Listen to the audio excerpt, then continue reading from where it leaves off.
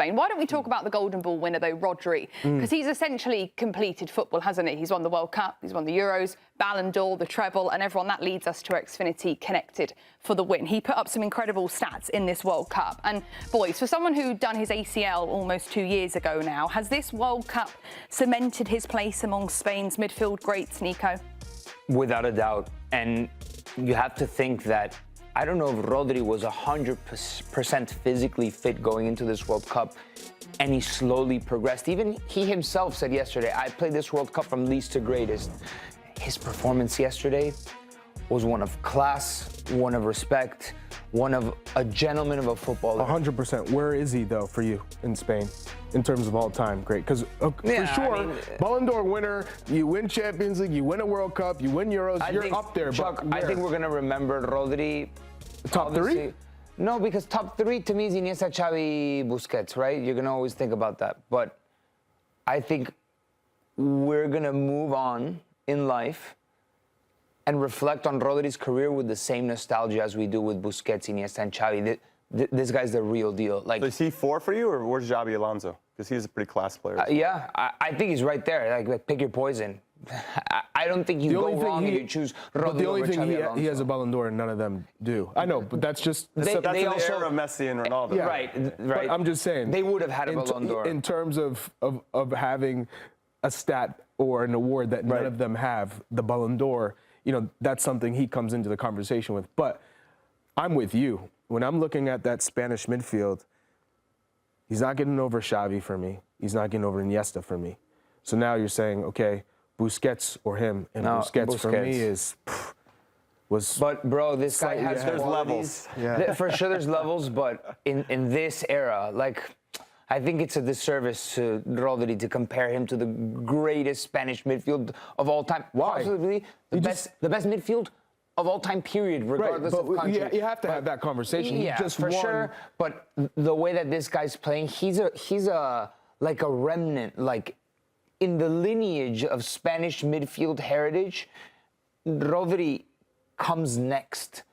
Like, sure, you can compare the greatest kings of the Renaissance, but so they walked so he could run. Well, everyone, we are on YouTube today, so you can comment down below. We'll be getting to all of them in the show. We have had one specific comment we're going to get to right now, and I believe it is. I feel like as overall player, he might be better than all of them, but the other three are so miles better at their specialities. Do you agree with that? So for me, if I'm going in the 2010 World Cup final, if I'm looking at that starting lineup, Rodri would get a place in that starting lineup because it was Xabi Alonso and Busquets and Xavi in the midfield. So I would play him over Xabi Alonso, Rodri. So then, and you had Pedro Iniesta in front of them with Davies up top. So for me, Rodri is at that level. So he has got into that pantheon of the greatest midfielders in Spanish football history. Yeah, without it, I think it's not even a debate. A World Cup needed to confirm it. Yes. With or without the World Cup, he was already there. I think the World Cup confirmed it. Especially coming off an ACL injury, plus winning the Golden Ball. He's in a World Cup where all the stars shined, and he stood out. That, for me, showed, man, the class that by the way, coming back from an injury, an ACL. What type of year did he just have? Not his best. So many questions about, like, oh, he's so far from that Rodri that wowed us.